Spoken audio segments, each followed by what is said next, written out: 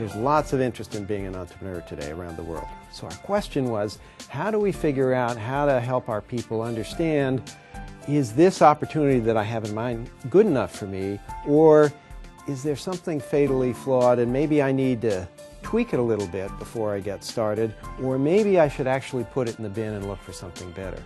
The first lesson we learned is that there's sort of some confusion in most entrepreneurs and many investors' eyes around these two very simple words that we always use, market and industry.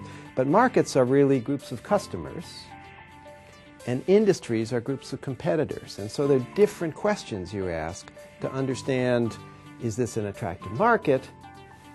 Or, on the other hand, is this an attractive industry, an attractive game to play? So that's sort of the first thing our research taught us, that we have to assess those two sides of opportunity distinctly. The second thing we learned was that while large, fast-growing markets are attractive, for example, there's something even more important about the market side of the equation, and not surprisingly, that's whether the customer is going to buy your stuff. On the industry side, there's the same kind of problem. You can do an analysis sort of at the macro level, looking at the industry from 30,000 feet, as Michael Porter teaches us to do.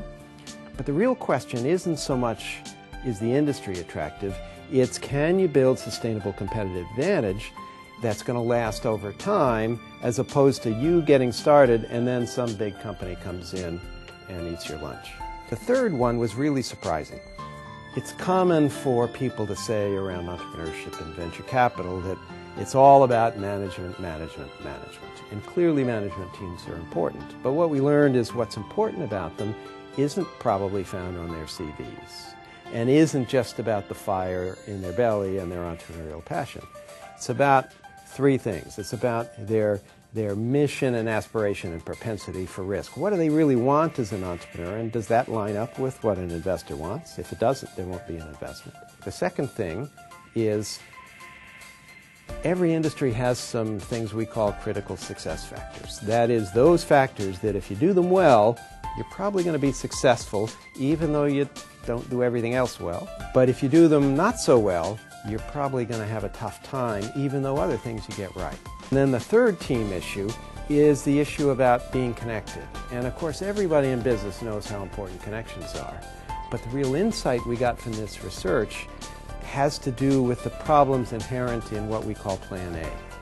Most entrepreneurs have an idea for a new business, and they're passionate about this idea, and they just know it's going to work. But the evidence suggests that most of the time, Plan A does not work. And what works really is Plan B, or Plan C, or maybe Plan Z. So this issue of being well connected becomes the key to getting to Plan B, and Plan B is probably where the money's going to be made. But on day one, you don't know what Plan B is.